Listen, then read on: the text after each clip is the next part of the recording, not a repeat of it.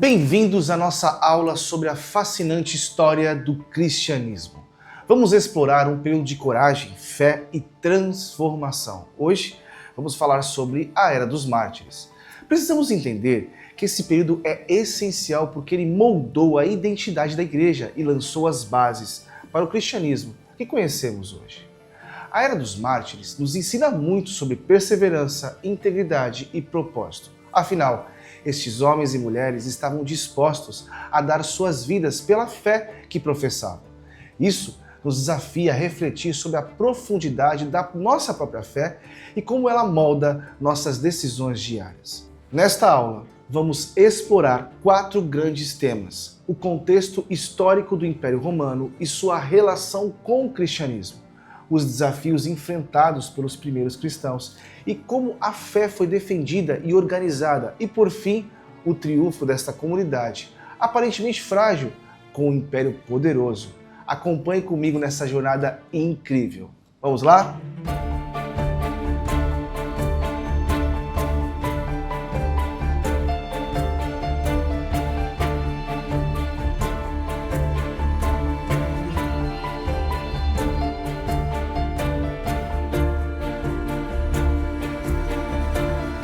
Antes de compreendermos o que era ser cristão na Era dos Mártires, precisamos nos situar no tempo e espaço.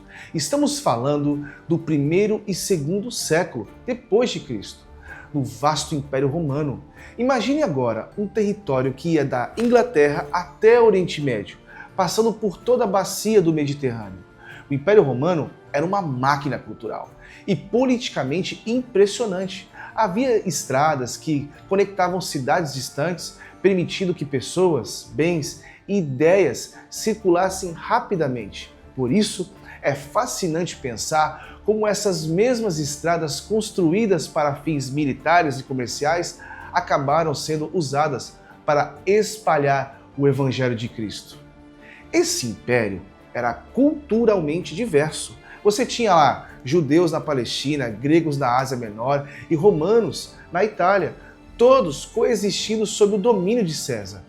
Essa diversidade era uma oportunidade para o cristianismo, mas também um desafio, pois a mensagem cristã muitas vezes entrava em conflito com a religião e a cultura local. Vamos falar sobre a plenitude dos tempos?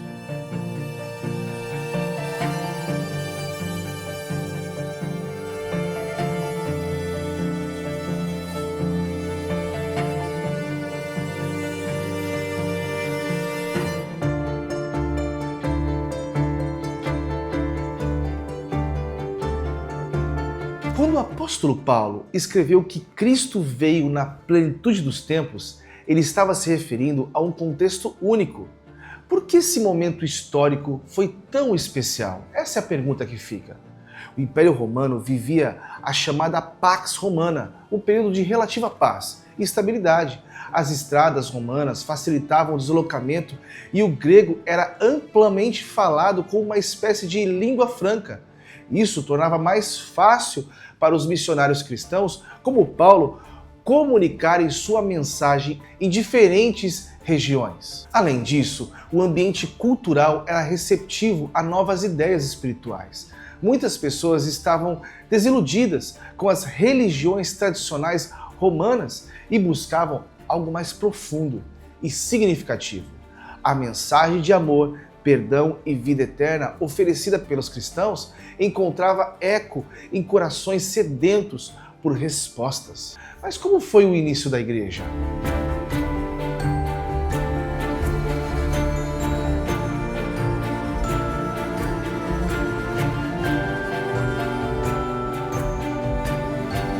Agora vamos ao nascimento da igreja cristã, que aconteceu em Jerusalém. Após a ressurreição de Jesus, seus discípulos começaram a se reunir e formaram uma comunidade. Era uma comunidade marcada pela oração, pelo ensino dos apóstolos e pela partilha. Esse modelo de vida em comunhão era tão impressionante que atraía muitas pessoas. Mas também havia desafios.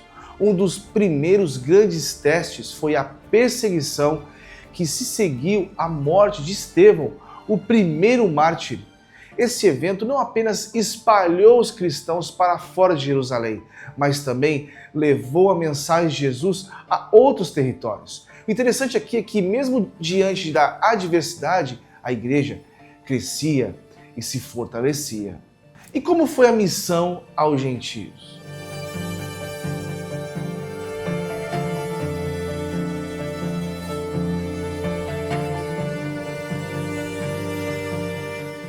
A missão aos gentios foi um dos maiores marcos da história da igreja. Paulo e outros missionários começaram a pregar para pessoas de origem não judaicas. Isso gerou debates intensos dentro da própria comunidade cristã. Afinal, os gentios precisariam seguir as leis judaicas? Esse foi um período de aprendizado e adaptação. A igreja entendeu que a mensagem de Jesus era para todos, independentemente de sua origem ou cultura. Isso foi revolucionário. Pensem no impacto de uma mensagem que dizia que não importava se você era judeu ou gentio, escravo ou livre, homem ou mulher. Isso era algo inédito no mundo antigo. Mas como foram os conflitos e as perseguições? O cristianismo inicialmente era visto como uma seita do judaísmo. No entanto, à medida que os cristãos se distanciavam das práticas judaicas e se recusavam a adorar os deuses romanos, começaram a chamar a atenção das autoridades. No mundo romano, religião e política estavam profundamente entrelaçadas. Adorar os deuses não era apenas uma questão de fé pessoal, mas uma demonstração de lealdade ao Império Romano. Os cristãos, ao se recusarem a participar desses cultos, eram vistos como subversivos. Essa tensão levou aos primeiros conflitos com o Estado. Muitos cristãos foram presos, torturados e executados. Mas ao invés de destruir o movimento, essas perseguições acabaram fortalecendo a fé da comunidade. Mas como foi a perseguição no segundo século?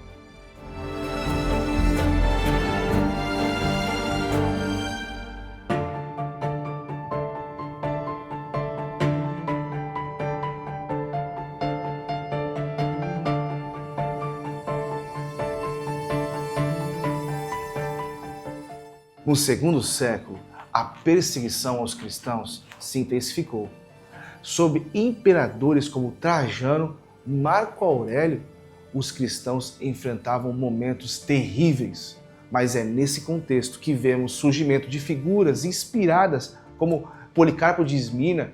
Ele foi martirizado em idade avançada, mas permaneceu fiel à sua fé até o fim. A história desses mártires eram transmitidas oralmente e depois registradas por escrito, inspirando gerações futuras de cristãos. Essas narrativas não apenas demonstravam a coragem dos mártires, mas também revelavam a força transformadora da fé cristã. Foi nesse período que a defesa da fé ou apologética se tornou crucial. Mas vamos falar agora sobre a defesa e o depósito da fé.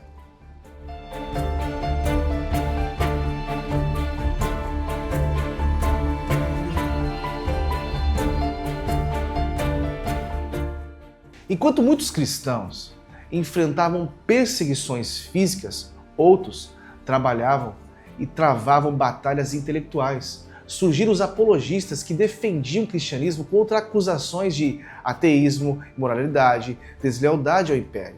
Um dos mais conhecidos foi Justino Mártir, que argumentava que o cristianismo era a verdadeira filosofia. Os apologistas foram cruciais porque mostraram ao mundo que o cristianismo não era uma ameaça ao império, mas uma fé fundamentada a valores morais elevados na verdade.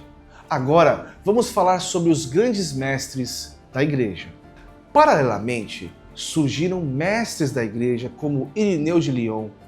Por exemplo, ele combateu heresias e reforçou a unidade da igreja em torno de um conjunto claro de crenças. Esses mestres ajudaram a estruturar o que hoje chamamos de ortodoxia cristã, garantindo que a fé fosse transmitida de forma consistente às próximas gerações.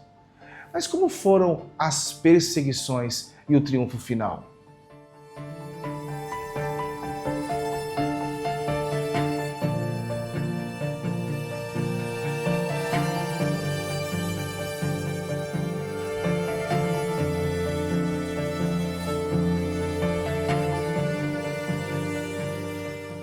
No século III, a perseguição atingiu seu ápice.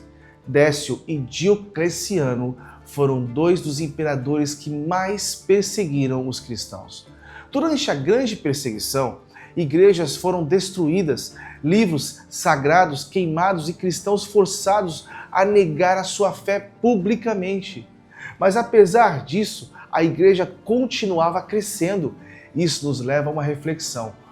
Como uma fé aparentemente frágil resistiu ao império tão poderoso? A resposta está na força espiritual e na unidade dos cristãos. E como foi o triunfo final?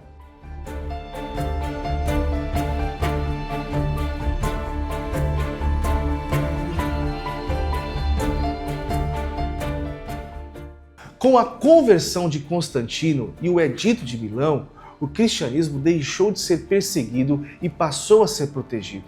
Foi um momento histórico que não mudou apenas a igreja, mas o curso da igreja ocidental. Como era viver um cristão nesse período? A vida cristã na Era dos Mártires era centrada na oração, no estudo das Escrituras e na partilha dos bens. Apesar das perseguições, os cristãos viviam com alegria, esperança, focados na promessa de vida eterna. O cristianismo surgiu em um contexto histórico único na plenitude dos tempos. A Igreja de Jerusalém foi o berço do movimento cristão. A missão aos gentios levou a fé além das fronteiras judaicas. Conflitos e perseguições moldaram a nossa identidade. Os apologistas e mestres ajudaram a defender e a organizar a fé. Apesar das perseguições, o cristianismo triunfou e influenciou profundamente a história mundial. Hoje, vimos como os primeiros cristãos enfrentaram inimagináveis com coragem e fé. Essa foi a Era dos Mártires, um período de sacrifício e glória.